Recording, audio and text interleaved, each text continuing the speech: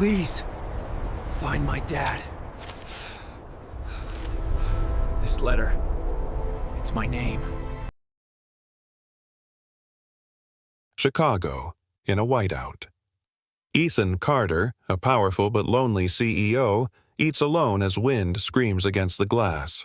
A shivering boy slips in, drops a snow-crumpled letter, and vanishes into the storm. Ethan opens it, sees his name in a woman's hand, a child's plea. Please find my dad. Claire floods his memory. Is this boy his, and can he mend the years he broke? Snow hammered the glass of the Carter Tower, a steady drum that made the city feel far away, almost imaginary. Ethan Carter stood in the corner office that carried his name, 50 floors up, where the river looked like a strip of iron and the streets below disappeared into whirling white. He had the look people never forgot, blue eyes clear as winter sky. Dark hair swept neatly to one side, a jaw that had weathered boardrooms and headlines. His navy suit lay sharp against a broad frame. The red tie was an ember at his collar, the only warmth in a room of cold light and colder numbers. On the wall, framed blueprints traced the bones of his empire. Towers like this one, glass spines along Wacker, a new mixed-use project rising near the South Loop, a downtown hotel he had rescued on the edge of foreclosure. Lines climbed and converged, a map of decisions that had kept him at the top year after year. He glanced at the trading screens. Markets were jittery but obedient. A merger waited for signatures. Outside, the city had declared a snow emergency. Inside, the heat hummed and the clock inched toward 7. "Sir," said Jenna from the doorway, coat already on, knit hat in her hand, "the office is emptying out. You should let Marcus take you home." "I have a dinner reservation," Ethan said. His voice was even, unhurried. "Go home, Jenna. Be safe." She hesitated. "They say it could be the worst in a decade." He offered half a smile that never reached his eyes. "Then it will be a night to remember." When she left, the room grew quieter than before, as if her footsteps had taken the air with them. Ethan opened the top drawer of his desk. Nestled among pens and contracts lay a silver tie clip, faint initials along the bar. C. The letters were small, almost shy. His thumb found the engraving and paused. For a moment he saw a different winter, a different city, the steam from a street vendor's cart curling around a woman's laugh. He set the tie clip back in the drawer and closed it gently. He did not wear it, not tonight. His phone buzzed. Marcus. "Streets are icing over, visibility low." Ethan typed, "Dinner at 7:30, the Oak Room. I will meet you downstairs in 5. He shrugged on a charcoal overcoat, slid his hands into leather gloves, and walked the corridor alone. In the elevator, the doors closed on his reflection, and for a heartbeat he let his expression fall. A man who had everything, and, sometimes, nothing he could hold. At the lobby, warm air rose from vents and mingled with the sharp smell of cold that blew in every time the revolving doors turned. A delivery flyer had ridden the wind and plastered itself against the glass, soaked and wrinkled, the ink bleeding into soft lines like a message no one could read anymore. He looked at it without thinking, a passing glance that still managed to catch in his chest, then followed the marble path to the car. "Evening, sir," Marcus said, stepping out to open the door. Snow powdered his shoulders. "Evening," Ethan replied, sliding into the back. "Michigan Avenue, then east to Wabash if it is open." Marcus pulled into the stream of caution lights and white air. Buildings loomed and vanished. The wipers meted out time. On the radio, a quiet voice listed closures, shelters, a bus route suspended in the wind. Ethan watched a lone figure hunch past a shuttered coffee shop, scarf stiff with frost. In the reflection on the window he could see himself, composed and distant, like a photograph in a hallway he never visited. At the restaurant, the host led him to a corner table by the tall windows.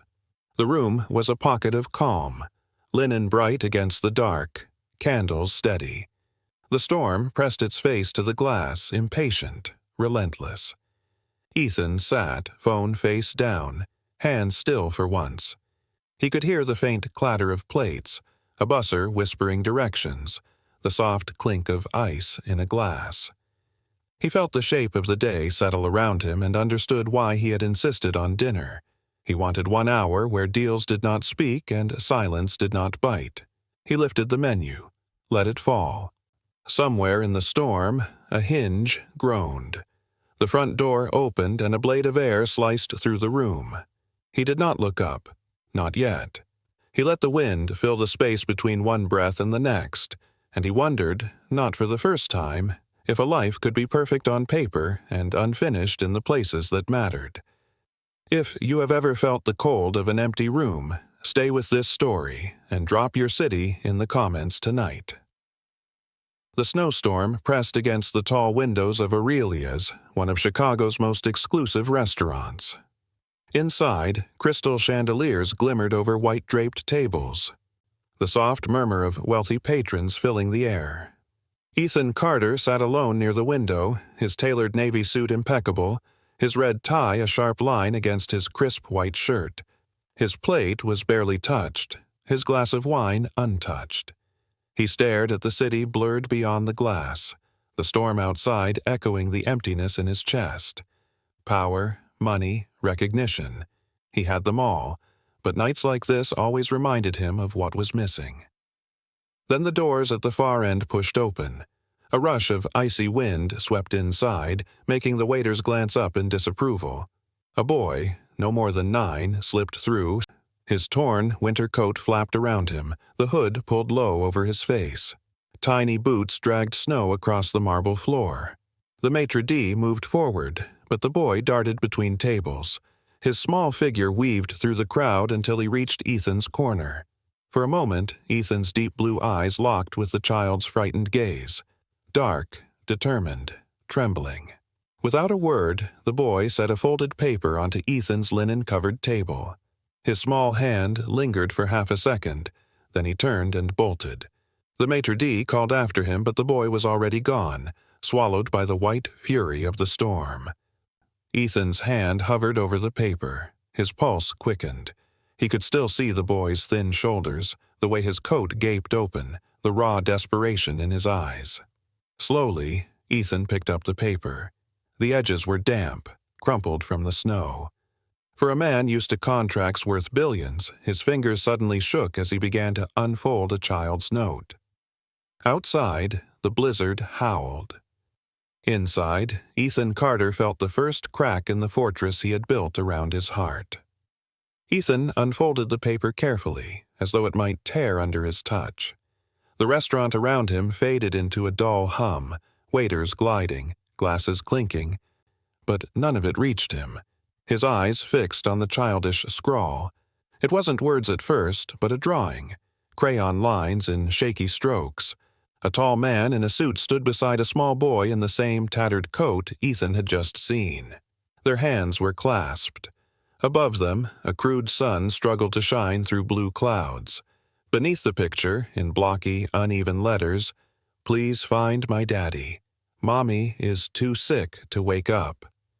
Ethan's chest tightened. His hand trembled as he ran his thumb across the waxy colors. The man in the picture, square shoulders, side-swept hair, was unmistakable.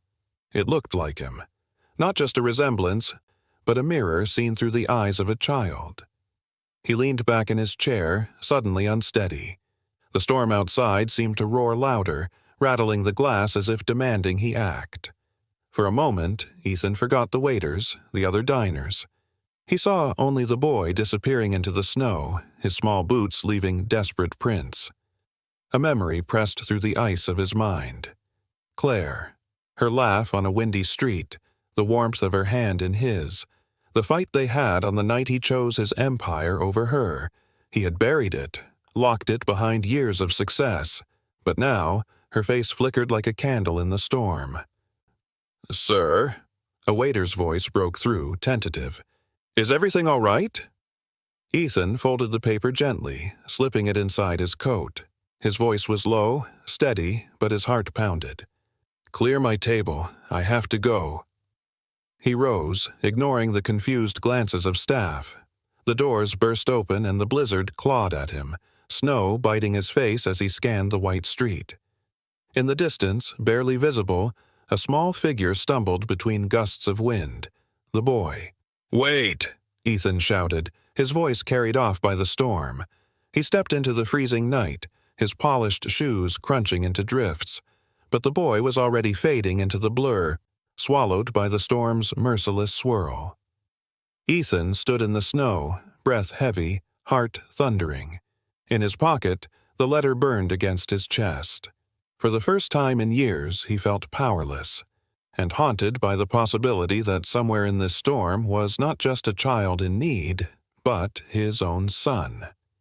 Snow whipped sideways across the street, slicing at Ethan's face as he pushed forward, scanning every alley and corner. But the boy's figure had vanished into the white wall of the blizzard. His breath steamed heavy, frustration clawing inside him. He wasn't a man who lost things, deals, buildings, people, and yet he had just lost a boy who carried his likeness in crayon. Back inside the car, Marcus glanced at him through the mirror. "Sir, are you all right? You look shaken." Ethan didn't answer. He pulled the folded paper from his coat and smoothed it across his knee. His blue eyes lingered on the words. "Please find my daddy. Mommy is too sick to wake up." He whispered the name that memory forced to the surface. "Claire." Marcus frowned. "Did you say something, sir?" "Just drive," Ethan muttered, but his voice cracked under the weight of a name he hadn't spoken aloud in a decade. The car crawled through the storm, but Ethan's mind wasn't in the present. It was back in a cramped apartment on the south side, where Claire's eyes had burned with hurt as she stood in the doorway. "You'll always choose money, Ethan, and when you do, don't come back." He had left that night, jaw set, believing ambition was worth the cost. He built towers, bought companies, made headlines, but her words had lingered in the corners of every success, quiet as regret. Now a child had shoved those words into his chest like a blade. The sedan pulled up to Carter Tower, its glass spine shrouded in snow. Ethan didn't move. He sat in silence, tracing the crayon drawing again and again. The boy's coat, the man's suit, the clasped hands, it wasn't coincidence. Finally, he spoke, his voice low. "Marcus, I need something. Quietly. No one else can know." "Yes, sir," the driver said, cautious. "I want you to find that boy. Tonight. He was about 9. Thin coat, dark hair. Check shelters, alleyways, anywhere near Michigan and Randolph. Pay whoever you have to. Just bring me a name." Marcus hesitated. "Sir, in this weather that won't be easy." Ethan's jaw tightened. "Nothing worth finding ever is." The driver nodded and pulled into the storm again, while Ethan leaned back, gripping the note like a lifeline.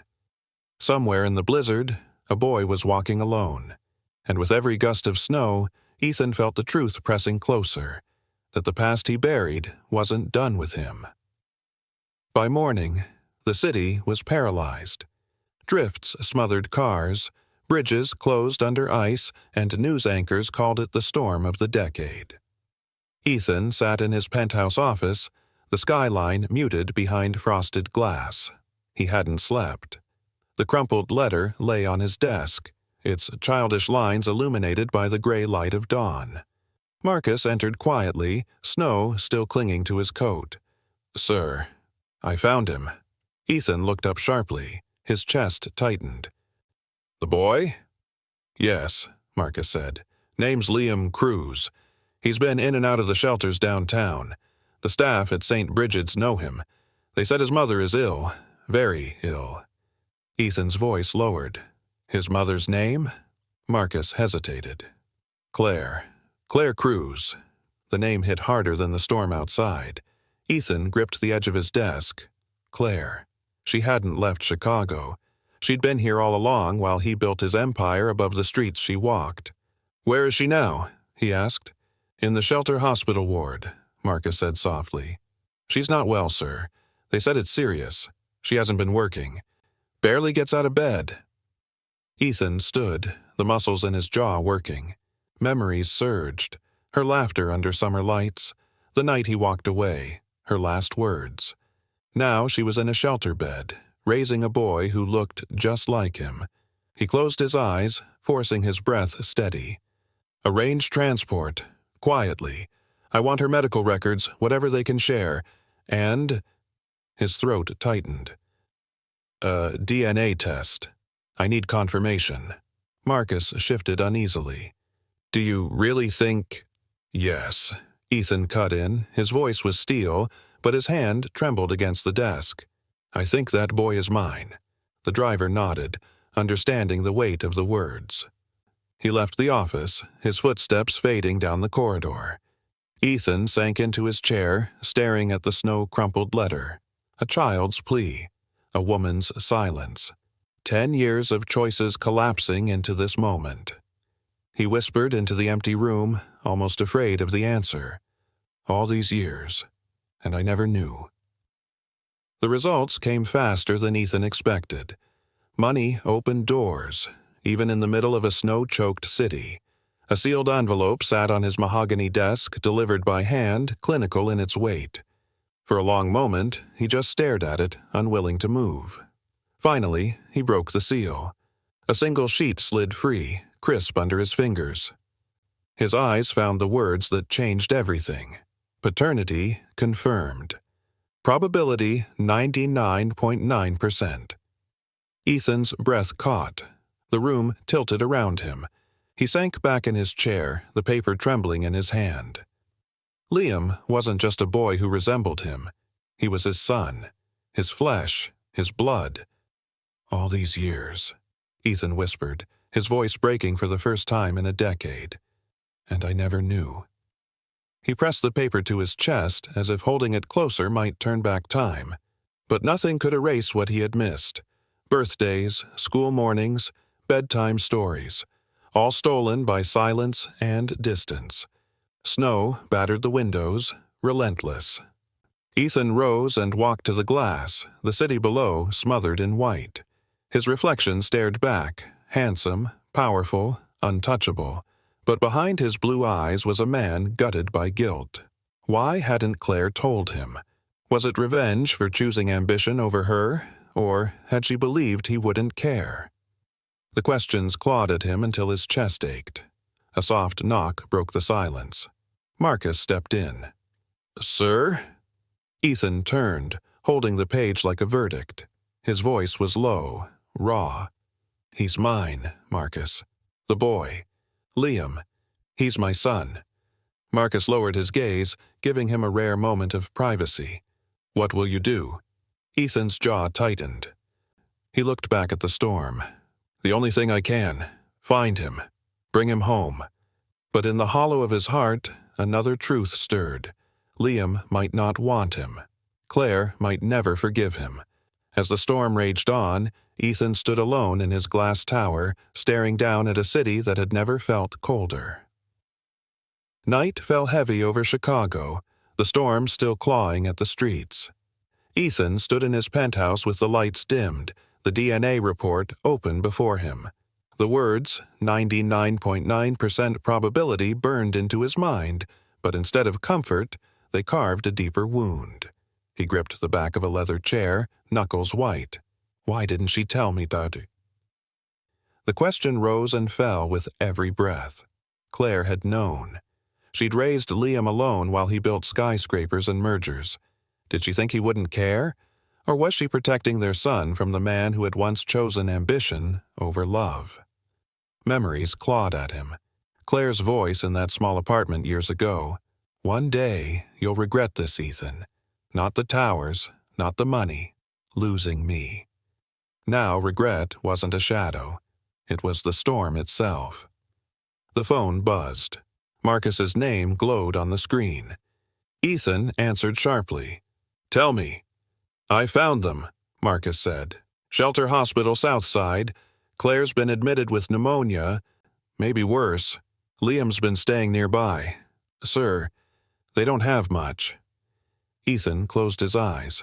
The weight in his chest grew heavier. "And the boy?" "He comes by every night," Marcus said. "Waits outside her ward. Staff say he barely eats. Just holds her hand." The image split Ethan open. A child of 9, clinging to a mother slipping away, sketching strangers in crayon in a desperate search for the father he never knew. He pressed the bridge of his nose, steadying himself. "Have the car ready at dawn. I'll see him myself." When the line went dead, Ethan moved to the window. The city stretched below, white and endless. His reflection stared back. Square jaw, perfect suit, the man who commanded empires. But inside, guilt roared louder than the storm. Would Liam see him as a father, or just another man who had abandoned him? The snow kept falling, as if the sky itself demanded an answer he wasn't ready to give. The shelter stood at the edge of the south side, its brick walls weathered by years of cold and hardship. Ethan's black sedan pulled up before dawn, headlights cutting through the storm's thinning veil. He stepped out, his navy coat drawn tight, his polished shoes sinking into slush. For once, his stride wasn't the confident march of a tycoon. It was the uneven walk of a man afraid of what he might find. Inside, the air was heavy with disinfectant and stale heat. Cots lined the hallways, families huddled under thin blankets. Ethan moved past them, his presence drawing curious stares.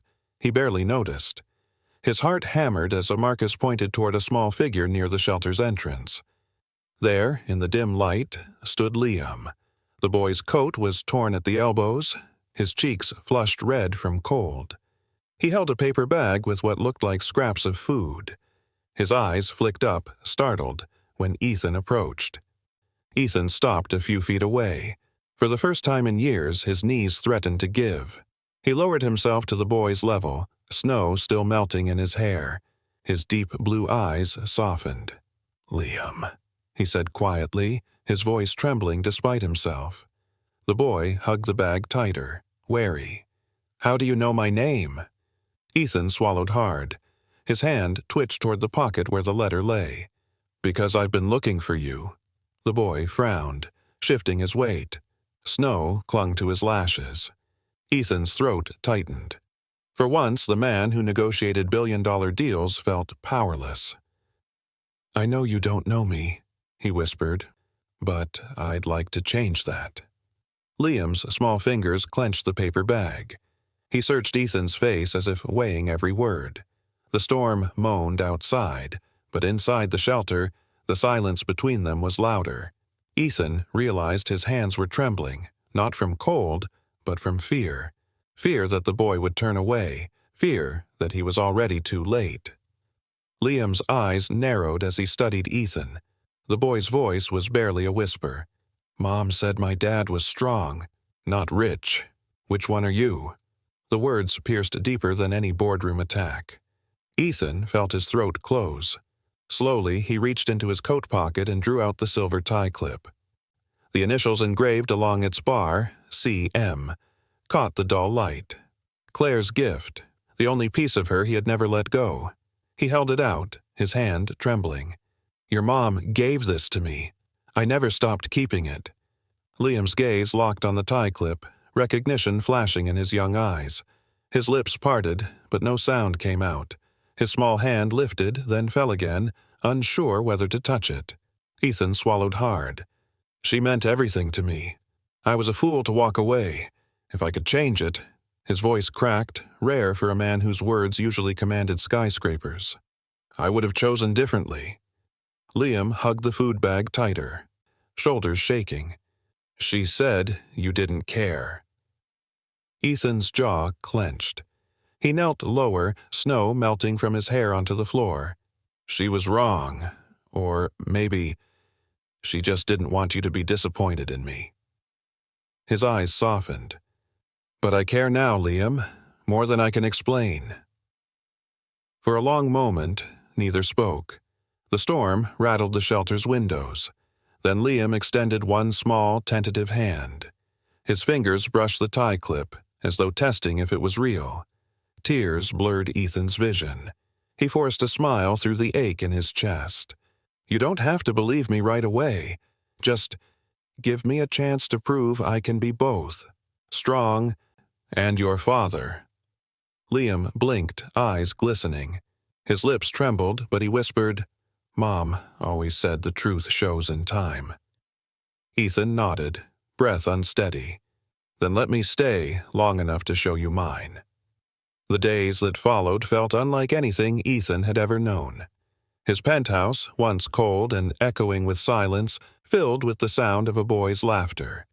Liam's sketchbook lay open on the coffee table, crayon drawings scattered across polished wood that had only ever held contracts and Scotch glasses. On the rooftop terrace, snow still clung to the railings. Ethan found himself lobbing snowballs across the open space, laughing breathlessly as Liam ducked behind a planter, firing back with surprising aim. For once, Ethan didn't think about the skyline he owned, just the boy who made it feel alive. At night, he sat by the fire as Liam curled up with a blanket. Ethan read aloud from the old storybooks Marcus had fetched from a shop downtown. His voice softened on each page, cracking once when Liam rested his head on his shoulder. The boy yawned and whispered, "Good night, Dad," before sleep pulled him under. Ethan sat there long after, afraid to move, afraid it was only a dream. One afternoon, they skated on the frozen pond at Millennium Park. Liam clutched Ethan's hand, his laughter ringing brighter than the city lights. Ethan hadn't strapped on skates in years, but with his son tugging him forward, balance no longer mattered. Later, warming up with cocoa in the kitchen, Liam looked up. "Do you like being a dad?" Ethan froze, then smiled softly. "I love it. I only wish I'd been here sooner." The boy studied him, eyes wise beyond his years. "You can still be here now." Ethan's chest tightened. He reached across the counter, resting his large hand over Liam's smaller one.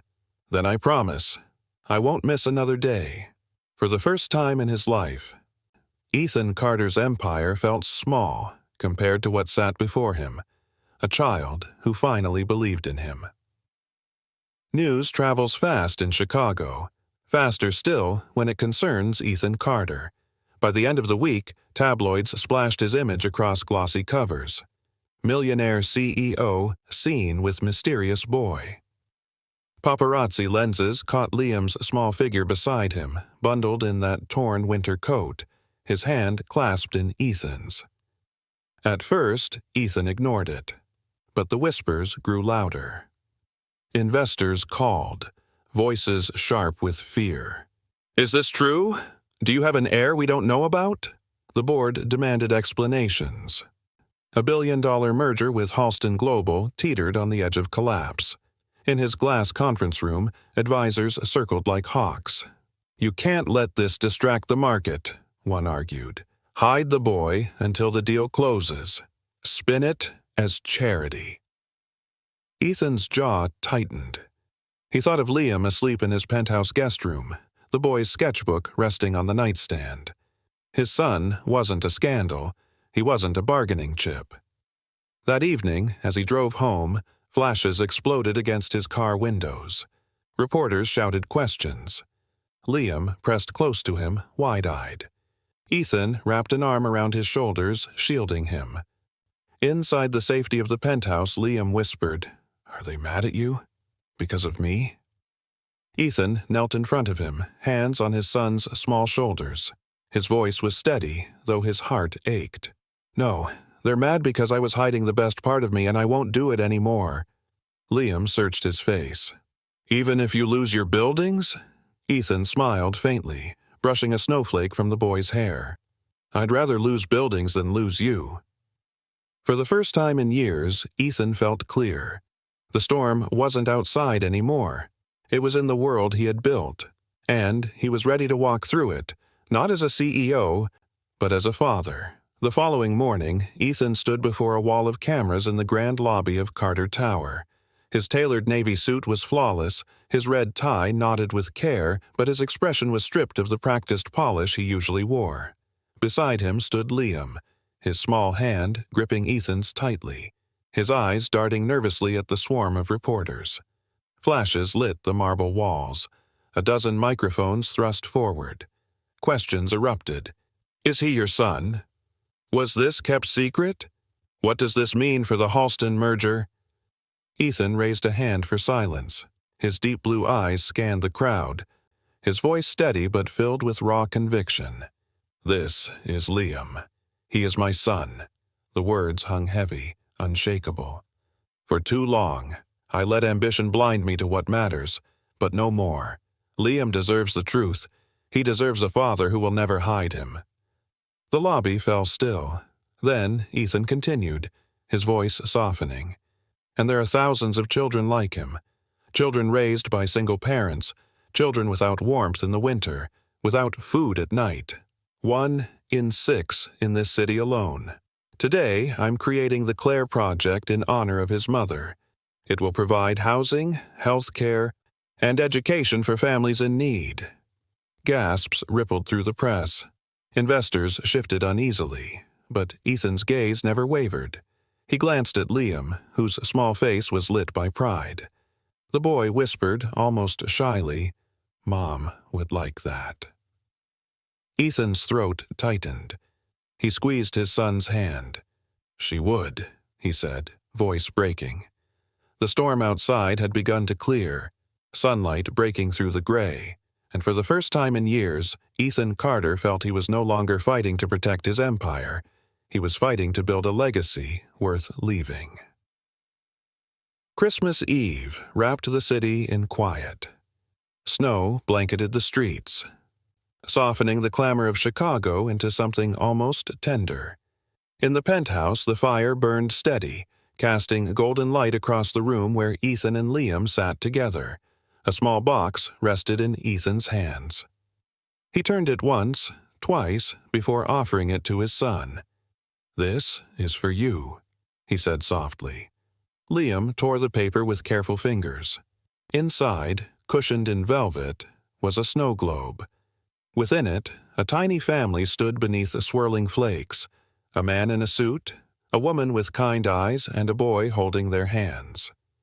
Nestled at the base was a photograph, sealed under the glass. Claire's smiling face beside Ethan's, taken long ago, before everything fractured. Liam's breath caught. "That's Mom." Ethan nodded, emotion tightening his throat. "She wanted us to find each other. I didn't listen then, but I'll listen now. I won't fail again." The boy held the snow globe close, eyes shimmering. "It feels like she's here." Ethan reached out, pulling him into a gentle embrace. "In a way, she always will be.